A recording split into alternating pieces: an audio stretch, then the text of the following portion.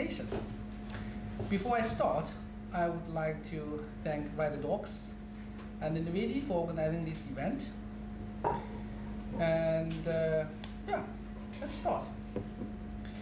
So you see the topic there, and I'm going to go through some first basic concepts, so we standing on the same ground. And I'm going to also go through some UX basic elements, and also some domains remaining in the UX field, how UX design should consider. Further than that, I will also introduce some technical communication improvement that drives the UX innovation. There are many discussions, and there are quite some scholar studies as well. I will pick some of them. In the end, I will also bring some personal ideas from my research, from my working experience, and how UX innovation is improved through technical communication. Something about me myself. I'm a technical communication consultant from Competech, a Swedish company that it's a subsidiary of Saab.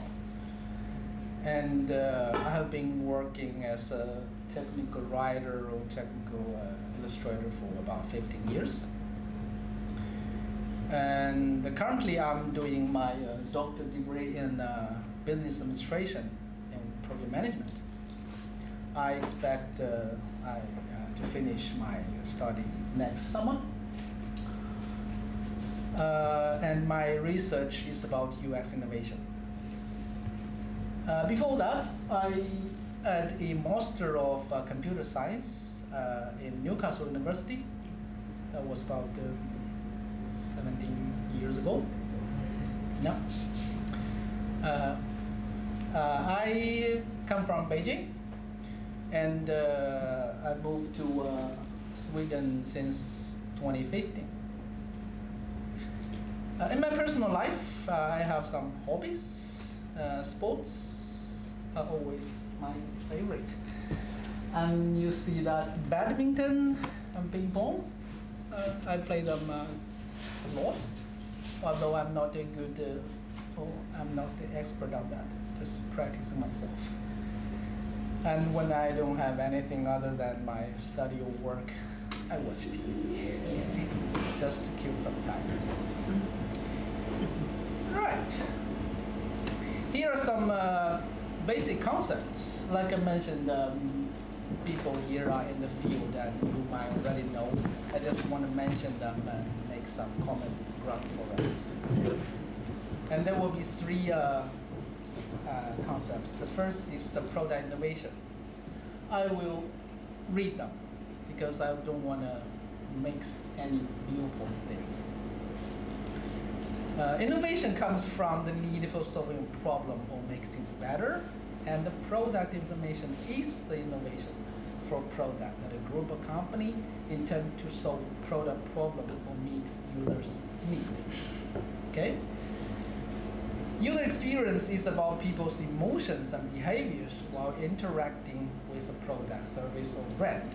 Within the UX domain, you see some functions: UI design, user research, technical communication, and others. Technical communication is a means to convey scientific, engineering, or other technical information. And technical writer is one of the roles that perform the communication between the product and the end users. We also see some other roles like technical illustrator. We have information architect. We also have math engineers as well. Okay.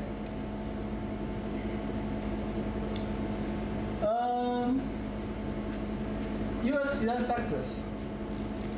Some said the best practice of an UX promote continuous improvement in quality interaction with and perceptions of a product through some basic factors. One of them is the user's need. Okay? What user need is the driving force that a company intends to innovate. And also in UX design or product design whatsoever, we need to create value for the users so that we can gain value for the company to make the business sustainable. Also, we must consider what user can do. What are the use cases? Why they want to use our product? What they can do? What are the concepts that within this product? And when they have a problem, where they can find our information to solve. The last one is what user cannot do. Because we can't provide everything for the user, we help them to solve problem in one go, but not everything. Talking about UX, I think many of you recognize this image because this is very famous honeycomb from Peter Movillas. He noted that UX need to cover several domains. That is what the user design should have. For example, useful. The UX design of our product must have a purpose. Okay? We help our user to solve their problem, to make their life better, and the information that we provide need to be usable. You see the blue.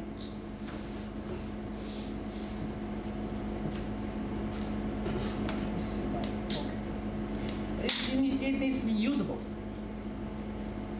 which means our product or our information need to help our user to solve at least one issue or perform a task that they desire, that they want. And which means our UX need to be desirable. Emotionally, the user expecting something or they want to have something because they know they have the trust that we can help them. The product can help them solve their life issues. Findable.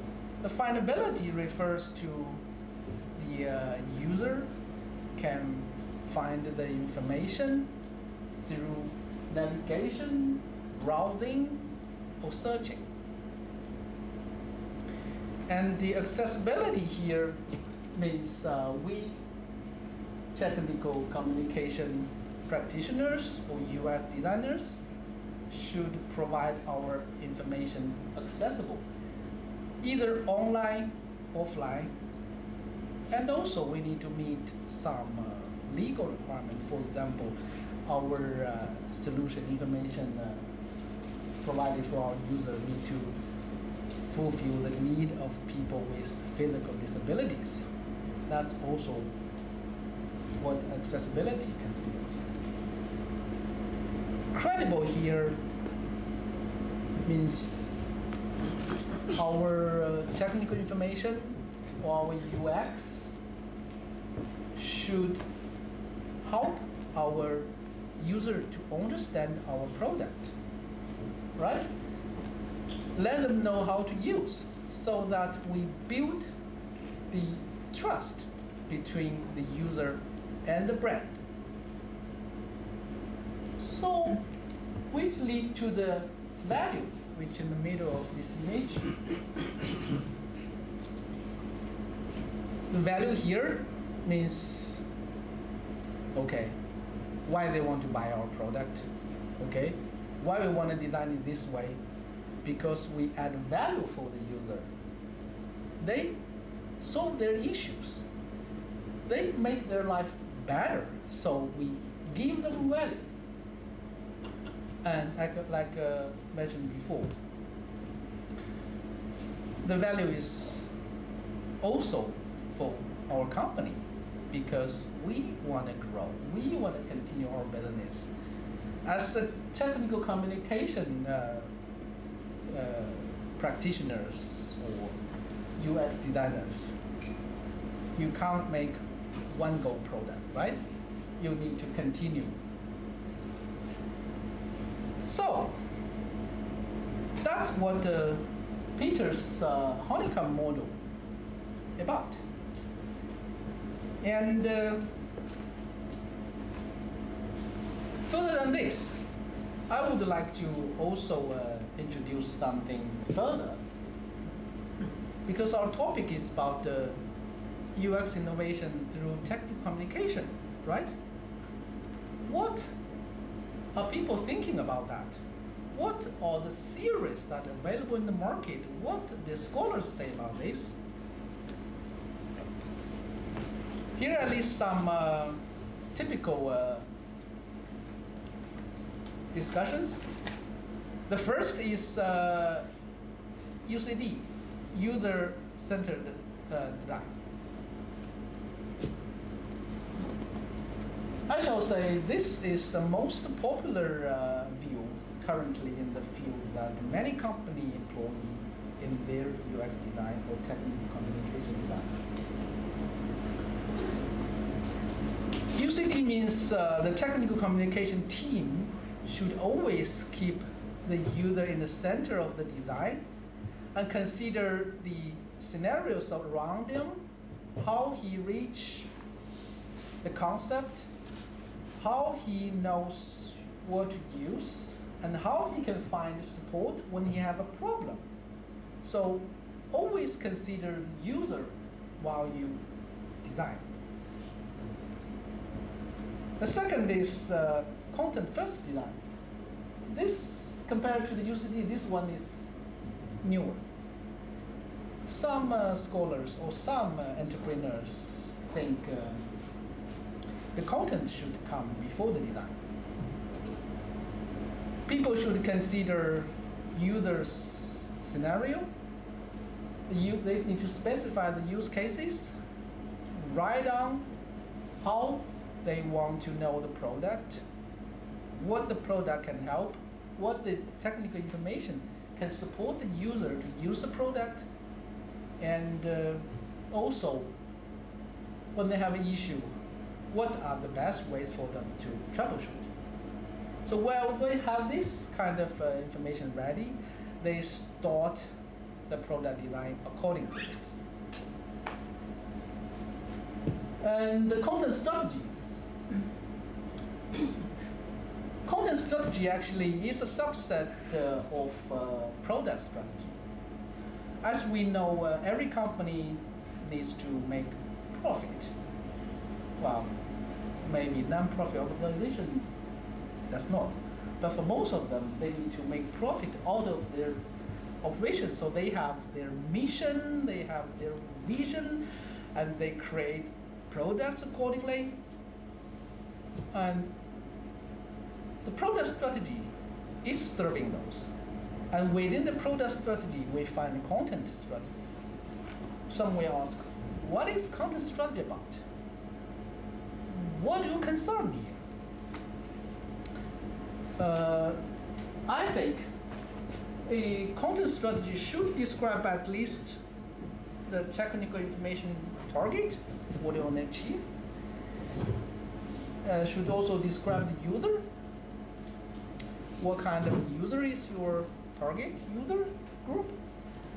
And you should also define some typographic elements, some structure of your information, and also your content strategy should define in which channel and in what format you want to publish your information.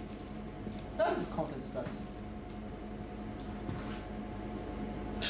Next one, result focus versus perfect UX.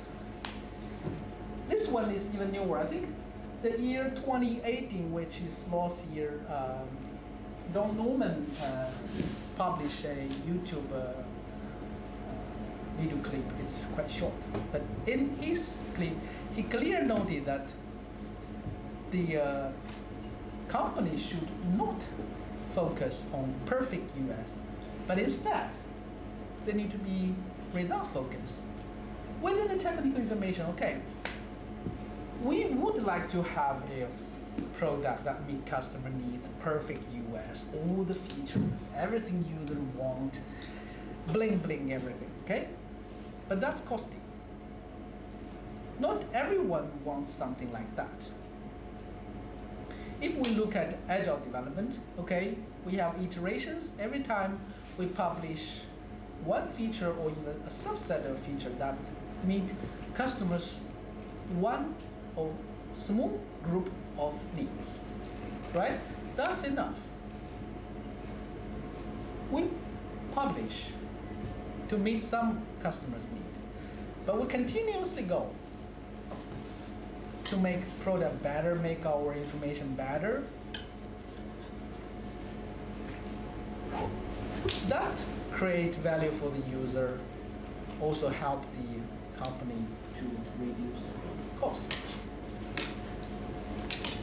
Last one, user generated content. If we look at Wikipedia, it's a typical symbol of using this idea, right? The user create the content by themselves. They are motivated to do that. And from the company perspective, okay, we provide a platform, we help you to structure, and you actually, the user as a user decide which topic you want to contribute, what kind of information you have regarding the product when you interact with. The benefits for UGC is quite obvious. I think from users' perspective, they are quite happy with, because they know the product, they are happy with using the product. They try to help the company to improve. So the feedback from creating content. And the organization or the company reach value here, as they don't need to pay anything. So there are more discussions or theories in the market, and I think you can find more. But today I will focus on the UCD and the content strategy, because these two are the most popular ones in the field that many companies use. TC can help UX design, right? Theoretically, that's a method. But what are the practices we have? So put it onto the ground or in our daily work, how we can improve UX innovations through technical communication. Here, I list some of my findings. The first is to have systematics in IA. IA means information architecture, which concerns the structure of the information, concerns typographic design, concerning, you name it, several places that we need this. Why do we need to have systematics in IA? We want our user to notice this is the information provided by us. So they're familiar with our structure. They can easily find the information they're looking for. They can have quick finding through reading our information. And also we create consistency in our design as well. Second is task-based content. I don't know if you have this kind of experience, that when you look at the documents, I think many of us, when they get a new product, just open the box and start to use, right? You don't start with, from reading this 200 pages manual. No. But when you have a problem, when you want to know something, you want to perform a task, you have a target, okay, let's find out how to use this. So they come to our information with a question mark. They want to perform a task. They want to do something. So from our perspective, technical communication team should always create our information based on the tasks. Teamwork. Many people talk about teamwork in a lot of places. Yes, I agree. This is an old word and used in a lot of places. But look at our technical communication field.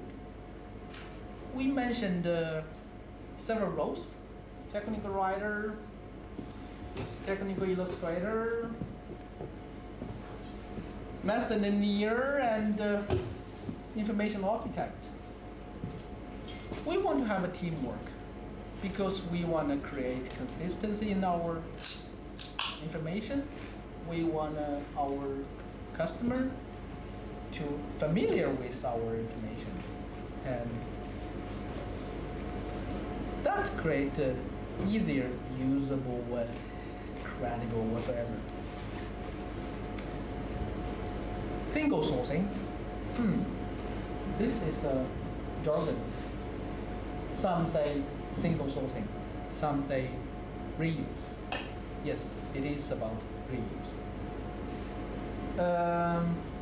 This reuse, I think, is a wider scope than reuse information among your installation document and your description document or your troubleshooting documents, right?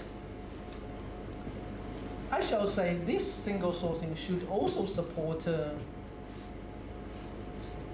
and other functions within the company. For example, the description information should also be possible to use as a training material for the salesperson. And also the installation or troubleshooting information can be a training material for our support staff and aftermarket people. So make our information reusable, support both the user and the company who spend money to create this information. And like we mentioned several times before, consistency. That's our brand image, right? The last one, disruptive techniques.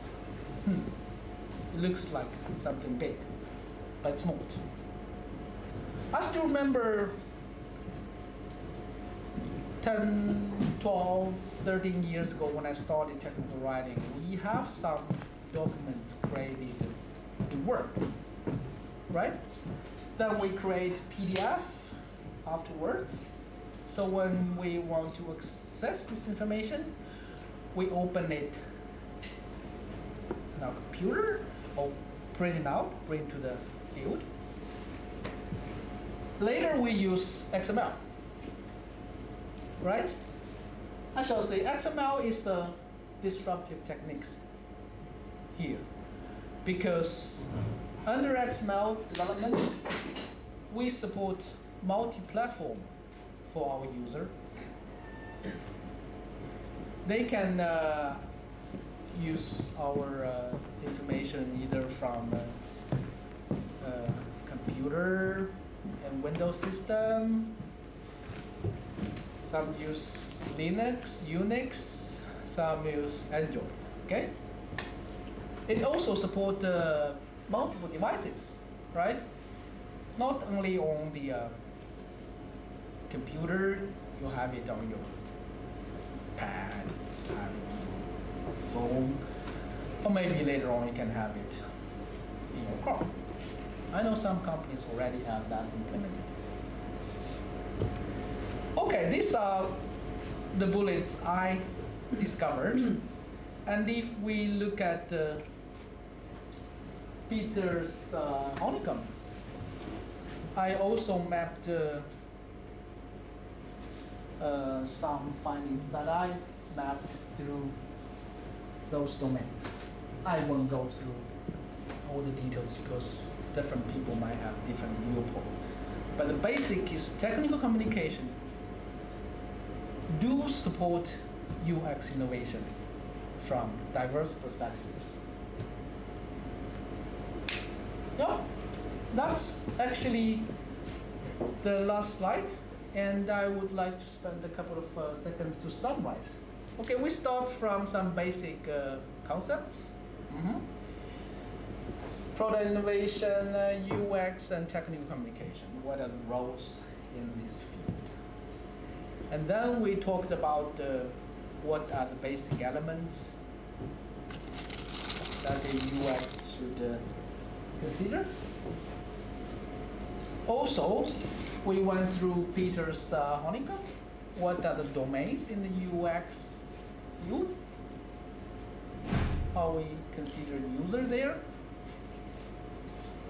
And we also looked at the discussions either from the scholars or from the companies that how technical communication can improve UX innovation theoretically. And then we go through here in practical how this is possible. Yep. Questions? Please. What about standards? If you're going to have teamwork, how do you standardize your information, not just in terms of presentation or format like ISO 8879, but also things like DITA? Good idea. DITA actually is a quite hot topic nowadays. Many companies converting their development into DITA environment. Also, we do that as well. Talking about standards, I shall say there are different standards in the field. DITA is one of it, and there are some. Can't remember something. It's an ISO standard. There's not many.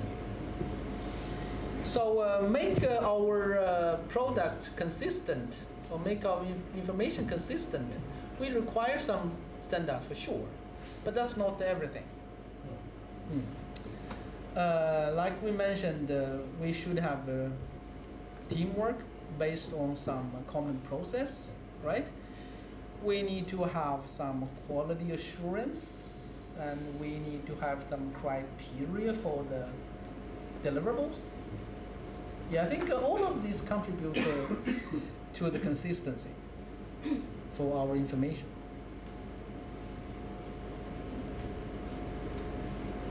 It's okay?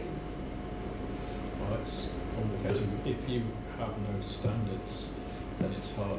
What's your conformance? Quality is just conformance, isn't it? Yeah, true. I shall say, because in my work, I think we did data migration for one of the product 4 years ago, and the standard is important, but you know, we also give some freedom for our writers. You know, if you look at people's work, when they're describing one process of the user interaction, they might use different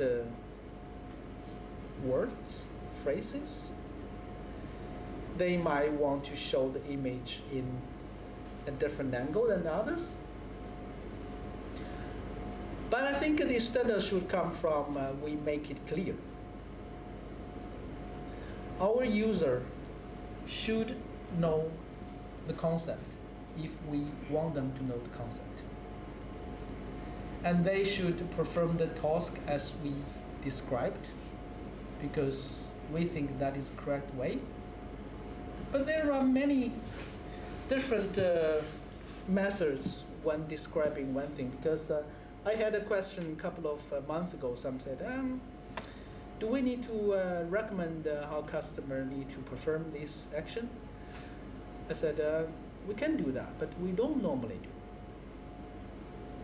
As you know, in the field, when you're climbing up on a pole, install something there, they might have limitations to have the tools. They might have limitations of how they climb up. Is there a lift, or they climb by their hand?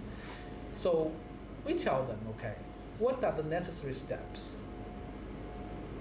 Right? These necessary steps apply to all the installations. And the user can decide how to install if they follow this critical path.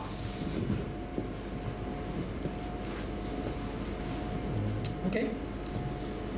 More questions? Apologies with the clap. Okay. Right, thank you. I will do this online, so if you have interest, go through it. I'm happy to answer further questions or discuss something but not really in this field.